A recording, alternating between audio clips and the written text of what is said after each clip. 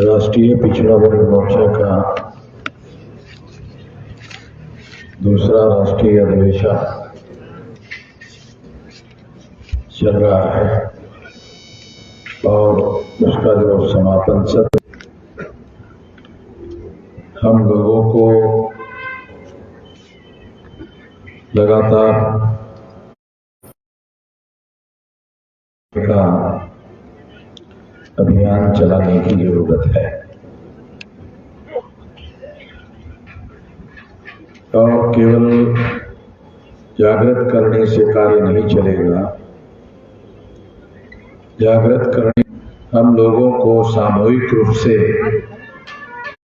हमारे मकसद है, जो हमारे उद्देश्य है, उसका पूरा करने के लिए, उस मकसद को पूरा करने के लिए हम लोगों को सामूहिक रूप से एक्शन करने की आवश्यकता है। साथियों, मैं थोड़ा आप लोगों को देश का जो पॉलिटिकल सिनेरियो है क्यों ये समझाना चाहता हूं, क्योंकि 2024 में लोकसभा का चुनाव होने जा रहा है। इसलिए हम लोगों को देश का पॉलिटिकल सिनेरियो समझना जरूरी है, क्योंकि वो पॉलिटिकल सिनेरियो इसलिए समझना जरूरी है क्योंकि वही लोग हम लोगों के समस्याओं का कारण बने हुए हैं। तो आप लोगों को जो पॉलिटिकल सिनेरियो है वो ये है कि जो केंद्र में सत्ता में काबिज है वो आरएसएस के द्वारा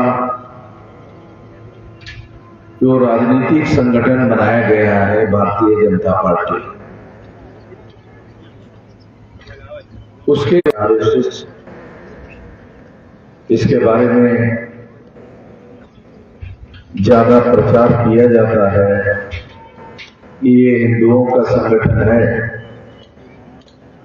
तो हिंदुओं का संगठन है तो वो एससी एसटी ओबीसी के लोगों को भी हिंदू कहते हैं, मगर आरएसएस के जो केंद्रीय संचालक मंडल है तो अभी 2 साल में उसे 100 साल हो जाएंगे, आरएसएस को 100 साल हो जाएंगे 2025 को। तो 100 साल में उसका जो केंद्रीय संचालक मंडल है उसमें एक भी शेड्यूल कास्ट का आदमी आज तक शामिल नहीं, एक ट्राइब का आदमी शामिल नहीं, एक भी ओबीसी का आदमी शामिल नहीं।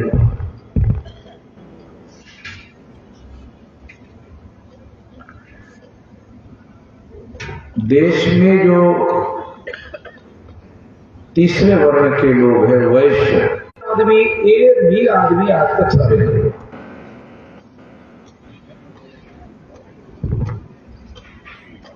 तो इससे पता चलता है कि जो लोग इन लोगों को हिंदू कहते हैं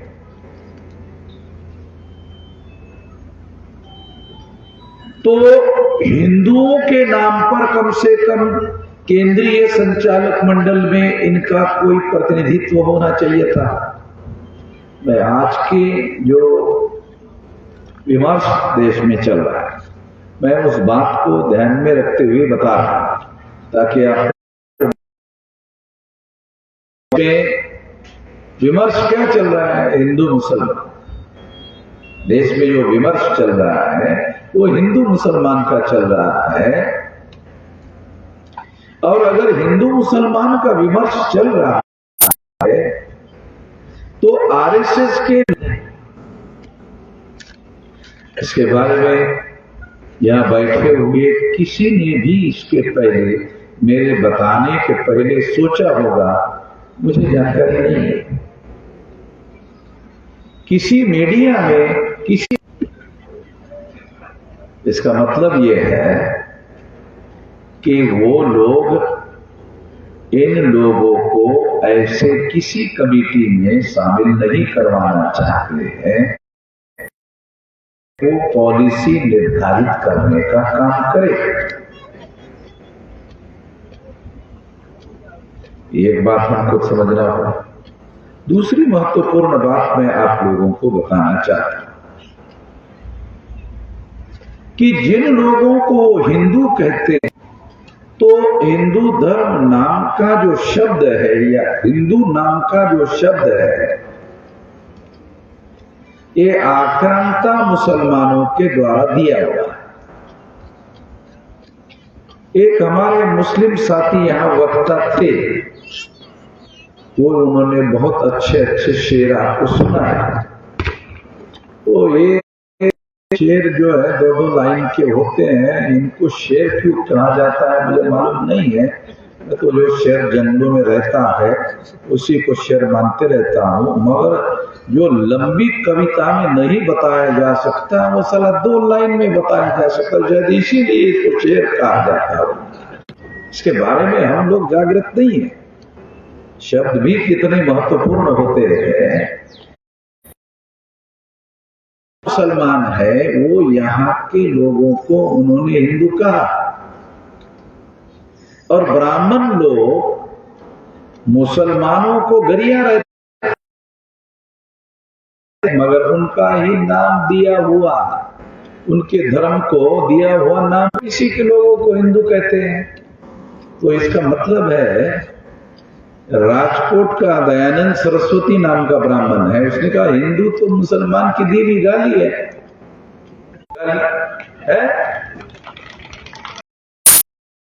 मुसलमानों की दी हुई गाली है, ऐसा तुम कह रहे हो इसलिए हमें नहीं चाहिए, ऐसा तुम कह रहे हो, वो हमें क्यों गाली दे रहे हैं? हिंदू नाम से हमें क्यों गाली दे रहे हैं? मगर जो लोग ये समझाने के लिए बता रहा हूं, बैकवर्ड क्लास के लोगों को, यहाँ जो लोग हिंदू धर्म के नाम पर परोस रहे हैं, आपके सामने खाना परोस रहे हैं, वो ब्राह्मण धर्म है, हिंदू धर्म नहीं है। ब्राह्मण धर्म की क्या पहचान है? ब्राह्मण धर्म की पहचान है, पहले तो वो वर्ण धर्म को मानते हैं, ब्राह्मण क्षत्रिय वैश्य शूद्र। दूसरा जाति धर्म को मानते हैं। तीसरा अस्पृश्यता, आदिवासियों को सेग्रीगेट करने के इसके विरोध में कुछ करना है। अरे करने का छोड़ो, कागज में रेजोल्यूशन तक इसके ये क्यों बता रहा हूं? इसलिए बता रहा हूं कि जब वो कांग्रेस है और 3.5% की बीजेपी है, 3.5 हम लोगों को हिंदू बनाकर, अभी मैं ये कट्टर हिंदुत्व के सिद्धांत को लेकर चल रहे हैं, तो कांग्रेस को नरम हिंदुत्व को लेकर चलना चाहिए। कीचड़ होना चाहते, साला कीचड़ से कीचड़ धो सकते हैं, कीचड़ से कीचड़ धो सकते हैं, नरम वाला कीचड़ ले लो, थोड़ा एक सख्त वाला कीचड़ ले लो। यानी सारी खिचड़ी 3.5% के अंदर ही पकाना चाहते हैं। 3.5% लोग कांग्रेस वाले, 3.5% के अंदर ही बीजेपी वाले, 3.5% वालों की दो पार्टियां, 3.5% वालों की ही दोनों पार्टियां। कांग्रेस जाती है तो बीजेपी आती है, बीजेपी जाती है तो कांग्रेस आता है। यानी एक राजा राम है तो दूसरा सीताराम है, सीताराम जाता है तो राजा राम आता है, राजा राम जाता है तो सीताराम आता है। तो हम लोगों के हिस्से में क्या आता है? राजा राम सीताराम, राजा राम सीताराम, राजा राम सीताराम, राजा राम सीताराम। सारा भजन गा, भजन गा। राजा राम सीताराम के बाहर हमारा कोई वजूद नहीं है, हमारा कोई अस्तित्व नहीं है, हमारा कोई एग्जिस्टेंस नहीं है। इस वजह से समस्या है। हमारी कोई साली गिनती नहीं, गिनती का भी आप लोगों ने विषय रखा है। मोदी को पूछो कुत्ते कितने हैं, उसके पास आंकड़े। मोदी को पूछो उसमें काटने वाले कितने कहा, ये भी आंकड़ा है। अच्छा, इसमें सज्जन वाले कुत्ते कितने कहा, ये भी आंकड़ा। अच्छा, जंगली वाले कुत्ते कितने कहा, ये भी आंकड़ा। अच्छा, देसी पालतू कुत्ते कितने हैं, ये भी है। जंगली जानवर कितने हैं, ये भी है। देसी जानवर कितने हैं, ये भी है। गाय बकरी कितना है, सब मोदी के पास पूरा डाटा है, पूरा है। ओबीसी कितना है, ये नहीं। जानवर है, कुत्ता है, बिल्ली है, भेड़ बकरी है, सब है, उनका डाटा है। ओबीसी नहीं। नहीं, आप ओबीसी है तो ओबीसी का क्यों नहीं है, वो बोलते ही नहीं, इसके बारे में बताते नहीं है। ओबीसी का प्रधानमंत्री है ऐसा बताते बीजेपी वाले, ये ओबीसी का प्रधानमंत्री है, ओबीसी की गिनती नहीं कर रहे। ओबीसी की गिनती करने के लिए तैयार नहीं है। बिहार के सरकार ने, नीतीश कुमार ने ओबीसी गिनती की, सारे देश के लोगों को आंकड़े बता दिए, और आंकड़े बताया तो पता चला ओबीसी की संख्या 52% नहीं है, 64% है।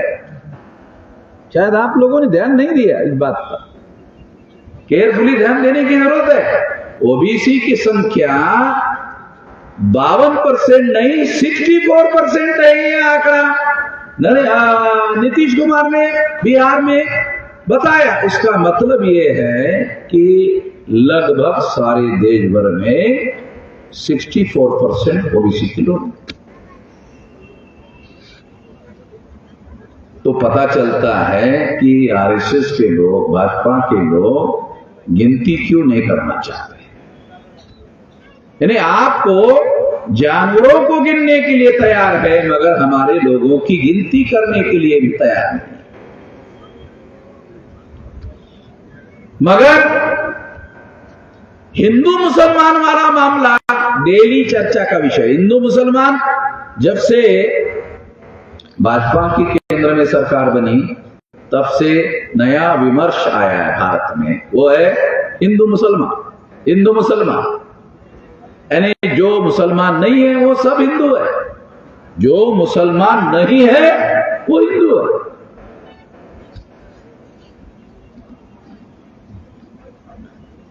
तो ये इस वजह से क्या होता है कि ये 3.5% वाले ब्राह्मण जिसे हम अल्पसंख्याक मानते हैं, वो हिंदू मुसलमान के थ्योरी से बहुसंख्याक हो जाते हैं। और SC ST OBC का जो अकाउंट है वो 0 हो जाता है। मान लो SC को हिंदू के अकाउंट में जमा करो, ST को हिंदू के अकाउंट में जमा करो, OBC को हिंदू के अकाउंट में जमा करो, तो इसका पहले नंबर का परिणाम क्या होता है? SC ST OBC का अकाउंट 0। समझ में नहीं आता। अरे जिसका 21 साल का वोट अभी 18 साल का हो गया, अगर आपकी गिनती 0 हो गई तो आपको मिलेगा क्या? ये हमारे लोगों को समझ में नहीं आता। जब आपकी गिनती हिंदू के नाम पर होती है तो आपका मामला आप रफा दफा हो जाता है, आपके अधिकार हिंदू के नाम पर जमा हो जाते हैं। ब्राह्मण उसका ठेकेदार है, तो उसका पास ठेका रहता है, तो वो उसका इस्तेमाल करता है। जो ठेकेदार होगा वही इस्तेमाल करेगा, वो कर रहा है। SC ST OBC को अधिकार चाहिए, अधिकार जिसको चाहिए उसको SC ST OBC के नाम पर गिनती होगी तो उस अनुपात में अधिकार मिलेगा। ये हम लोगों को समझना होगा, ये जानना होगा। ये थ्योरी जो है हिंदू मुसलमान की, इससे हम लोगों को सावधान रहना चाहिए और जितना पॉसिबल हो अपने आप को जो आपको कॉन्स्टिट्यूशन ने, बाबा साहब आम्बेडकर ने जो अधिकार दिए, आपको हिंदू के नाम पर नहीं है, शेड्यूल कास्ट के नाम पर अधिकार है, शेड्यूल ट्राइब के नाम पर अधिकार है, ओबीसी के नाम पर अधिकार है।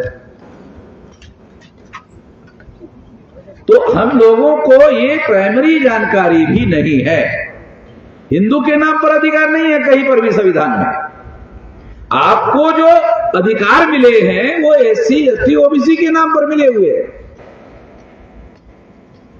अगर जिसके नाम पर अधिकार मिले हैं उन लोगों को उसके आधार पर जागृत करने की जरूरत है। अगर आप उसके आधार पर उसको जागृत करने का काम करोगे तो आपका अधिकार बनेगा, और जो अधिकार देंगे नहीं तो ये आंदोलन हमने उन लोगों से मांगने के लिए बनाया हुआ आंदोलन नहीं है। हम लोग एससी, एसटी, ओबीसी के लोगों को सामाजिक रूप से जागृत करने के लिए और उसका राष्ट्रीय स्तर का संगठन बनाने के लिए ये सारा अभियान शुरू किया है। साथियों, आप लोगों को याद होगा कुछ दिन पहले महिलाओं को नरेंद्र मोदी ने 33% पॉलिटिकल रिजर्वेशन दिया। आपको याद होगा, इस देश में लोग साल भर, 2 साल, 5 साल, 10 साल, 15 साल, 20 साल, 25 साल आंदोलन करते हैं, तब एक हाथ मांग पूरी हो जाती है। अब आप बताओ, महिलाओं ने 33% रिजर्वेशन पॉलिटिकल चाहिए, कोई डिमांड किया? एक भी आंदोलन नहीं किया, एक भी आंदोलन नहीं किया। इसके बावजूद भी भाजपा ने दे दिया, केंद्र सरकार ने दे दिया, बेवजह दे दिया, कोई कारण नहीं है। बहुत बड़ा कारण है, क्योंकि उनको मालूम है कि इस देश में जो जागरण चल रहा है उस जागरण को काटना होगा। उस जागरण को जब तक काटा नहीं जाएगा उनकी परिस्थितियां खराब होती रहेगी। तो इसलिए महिलाओं को 33% रिजर्वेशन देकर 50% महिलाओं को बीजेपी के समर्थन में खड़ा करने के लिए, ताकि जो जागरण हो रहा है उसको काउंटर किया जा सके। 50% महिलाओं का वोट लेकर कमजोर हो रहे हैं, इसलिए तो 50% महिलाओं को रिजर्वेशन, पॉलिटिकल रिजर्वेशन दिया। समझने की जरूरत। आपको दूसरा एग्जाम्पल देके ये बात समझाता है। शेड्यूल कास्ट और शेड्यूल ट्राइब के लोगों को पहले से पॉलिटिकल रिजर्वेशन है ना? है। शेड्यूल कास्ट को और शेड्यूल ट्राइब को 22.5% रिजर्वेशन है, पॉलिटिकल रिजर्वेशन है। ये पॉलिटिकल रिजर्वेशन का इतिहास क्या है? राउंड टेबल कॉन्फ्रेंस में बाबा साहब आम्बेडकर गए, वहां उन्होंने शेड्यूल कास्ट और शेड्यूल ट्राइब के लोगों को सेपरेट इलेक्टोरेट की मांग की। सेपरेट इलेक्टोरेट की मांग मंजूर हुई 17 अगस्त 1932 को, और जब 17 अगस्त 1932 को मंजूर हुई तो इसके विरोध में गांधी जी ने अपने लोगों को, कांग्रेस के लोगों को, ब्राह्मणों को समझाया कि यदि शेड्यूल कास्ट के और शेड्यूल ट्राइब के पार्लियामेंट में 22.5% लोग चुनकर गए तो पार्लियामेंट में हम लोगों की बात ये सुनने, हम लोगों को बात भी करने नहीं देंगे। ये लड़ाकू किस्म के लोग संसद में अगर चुनकर गए, 22.5% लोग चुनकर गए, और यदि गए तो ये संसद में हमें बोलने भी नहीं देंगे।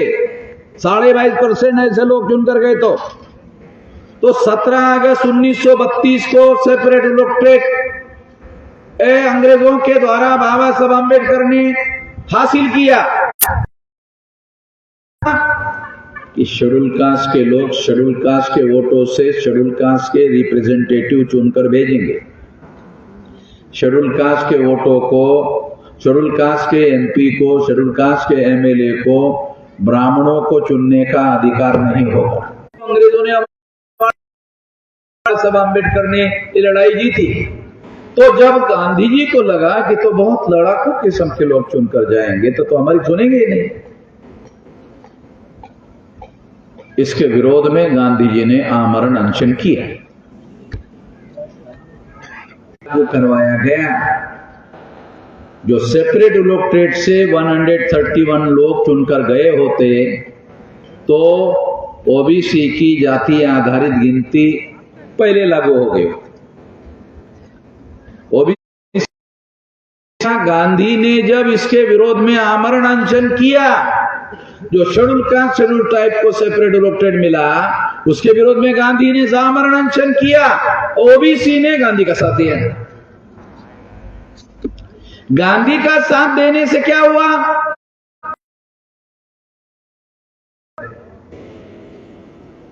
समझ में आ रहा? ये तो बहुत पुराना 2000 साल का इतिहास नहीं बता रहा हूं। अरे ये इतिहास 24 सितंबर 1932 का है। का आजाद भारत में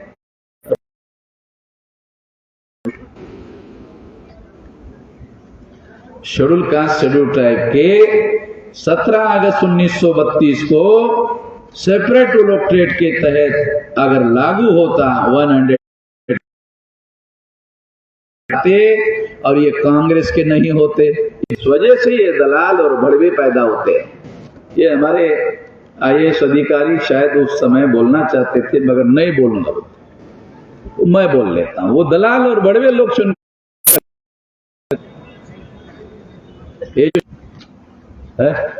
है किसी को पता? तालियां बजाने वाले घड़ी हिजड़ी भी तालियां बजाते रहते हैं, पता है?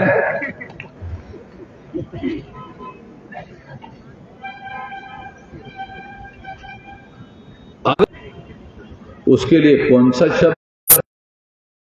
ये मैं सारा आपके विवेक पर छोड़ देता हूं। वो मैं माइक पर बोल नहीं सकता, मालूम है मुझे, समझ में आता है शब्द कौन से चुनना चाहिए, मैं उसी का मास्टर हूं। हाँ, मुझे मालूम है सारा सिस्टम से संबंध। मोदी पीएम नहीं है, सीईओ है, चीफ एग्जीक्यूटिव ऑफिसर। मोदी जो है वो चीफ एग्जीक्यूटिव ऑफिसर, सीईओ। निर्णय आरएसएस ने निर्णय किया, करता रहेगा, उससे थोड़ी होगा कोई।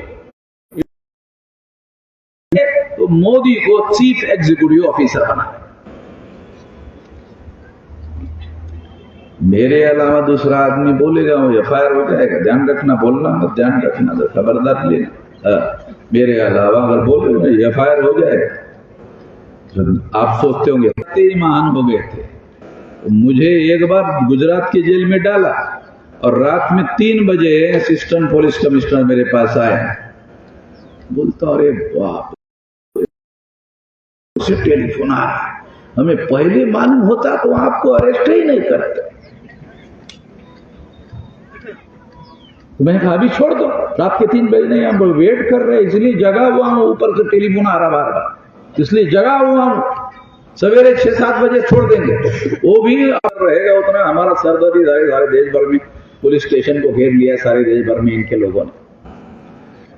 तो साथियों, हम लोगों को, संगठन चलाने वाले लोगों को, मासेस का, पढ़े लिखे लोगों को होगा और इसके लिए जेल में जाने के लिए तैयार रहना चाहिए। जो भी हम संगठन बना रहे हैं तो ध्यान रखो कि हम अपने आप को मानसिक रूप से तैयार करो कि जेल में जाना, अपने हक को हासिल करने के लिए जेल में जाना। ऐसा बोलता पुलिस वाला, उसको बोलने दे, चलो चलो,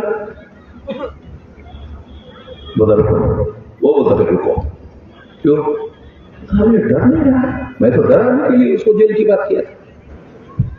अगर तो जो जेल में जाने के लिए तैयार रहता है उसको देश में, दुनिया में कोई जेल में नहीं डालता। जो जेल में जाने के लिए डरता है उसी को जेल में डाल दूंगा, ऐसा कहता है। तो आंदोलन हम लोगों को, करने वाले लोगों को जेल में जाने के लिए तैयार रहना चाहिए। अगर ऐसा आप करते हो, क्योंकि हमारा अभी नया जो रणनीति है उसके अनुसार मैं आपको बता रहा हूं कि वामसेक संगठन शक्ति निर्माण कर नीति पर हम लोग काम कर रहे थे। अभी हम लोग आंदोलन करने के लिए काम करेंगे। राष्ट्रीय पिछड़ा वर्ग मोर्चा के लोगों को भी आंदोलन करने के लिए तैयारी करना चाहिए, और आंदोलन करने के लिए आपको तैयारी करना, गांवों में कमेटी बनाओ, बैकवर्ड क्लास के लोगों की कमेटी बनाओ, और जितने बैकवर्ड क्लास की जातियां गांव में रहती हैं उनके कम से कम एक एक नौजवानों को उसमें शामिल करो।